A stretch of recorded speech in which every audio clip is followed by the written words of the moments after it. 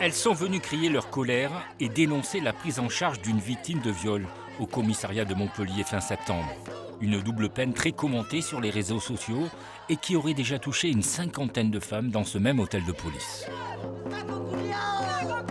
J'ai été reçue 2 fois, du coup, par un policier qui m'a incriminée et qui a essayé de me pousser à admettre que j'avais menti, qui, sous prétexte que j'étais suivie par un psychologue, m'a demandé si j'avais pas halluciné ce qui s'était passé, ce qui m'était arrivé.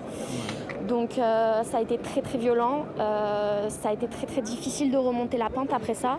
Pour éviter aux victimes d'être confrontées à une écoute policière à géométrie variable, selon elle, la plupart des manifestantes demandent au ministre de l'Intérieur, Gérald Darmanin, de mettre en place dans les commissariats une cellule dédiée uniquement aux violences sexuelles 24 heures sur 24. Il y a un seul commissariat en France aujourd'hui qui fait appel à des psychologues. Ce serait vraiment important, je pense, de fournir des aides psychologiques et peut-être un peu plus de compréhension. On a juste besoin de compassion dans ces moments-là. Côté policier, c'est l'incompréhension dans cette affaire. Impossible pour eux que leur consoeur ait pu déraper pendant le dépôt de plainte de la victime. Nous, lorsqu'on reçoit du public et surtout à l'endroit des violences faites sur les femmes, les personnes vulnérables, comprenez bien que notre volonté, c'est d'aller au bout d'une affaire et de le recevoir dans les meilleures conditions possibles. De surcroît, il s'agit d'une femme policière d'expérience qui a reçu une autre femme. On ne peut pas imaginer un seul instant que cette personne ait été mal reçue.